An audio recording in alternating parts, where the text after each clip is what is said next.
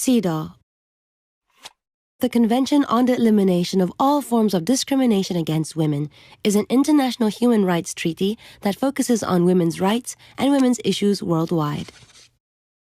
It follows the following three principles: substantive equality, non-discrimination, and state obligation. This video explains the principle of state obligation. The CEDAW Convention is one of the most widely ratified United Nations treaties worldwide. 188 countries have ratified the CEDAW Convention. For example, Country Z has signed the CEDAW Convention. This means that the government in Country Z is a state party to CEDAW and has agreed to take measures to improve women's status in the country.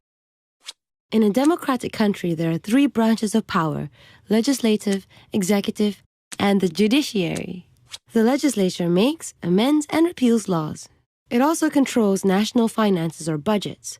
The executive branch enforces the laws and runs the government of the day. It is also responsible for the implementation of laws and delivering of services such as education and welfare. The judiciary is responsible for administration of justice and interpreting the Constitution and various laws. Therefore, in Country Z, these three branches must work hand in hand to achieve gender equality.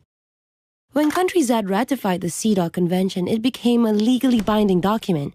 The state is obligated to subscribe to the articles of the convention and effectively implement it as soon as possible. Every 4 years, states have to report to the CEDAW Committee on the measures taken to respect, protect, promote, and fulfill the rights of women in their countries based on the convention.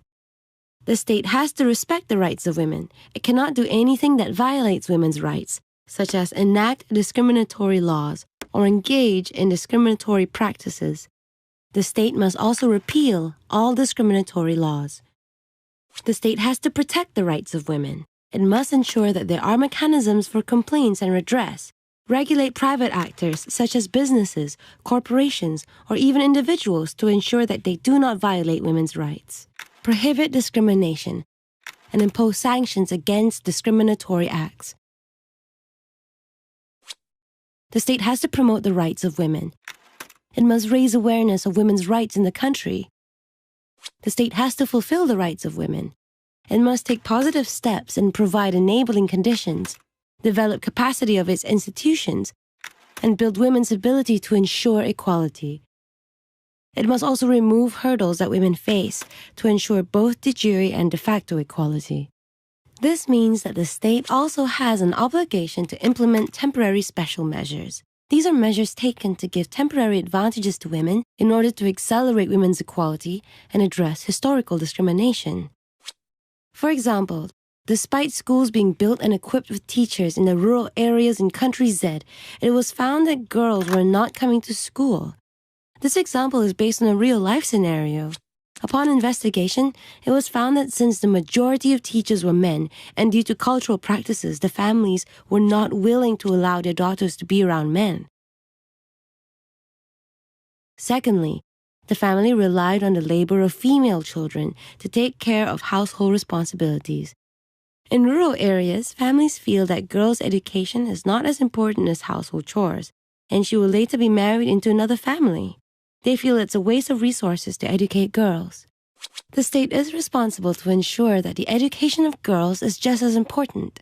As a temporary special measure until the environment is corrected, the government should put in place a policy to recruit more female teachers in rural schools and to give the family a stipend to compensate for the loss of labor of the female children. They should also pass laws to make it compulsory for girls to attend schools. Other examples of temporary special measures include reserving some seats in decision-making positions for women. If women make up half of the population, women's voices must be represented in decision-making positions so that their interests are not left out. In summary, the state party to the CEDAW Convention must act with due diligence, which means that the state is accountable for all discrimination against women, whether she is in the private or public sphere. To prevent discrimination, prohibit discrimination, identify discrimination and provide redress, impose sanctions against discriminatory acts, promote women's rights and equality through proactive measures, and accelerate de facto equality. This video covers the principle of state obligation. one of three CEDAW principles.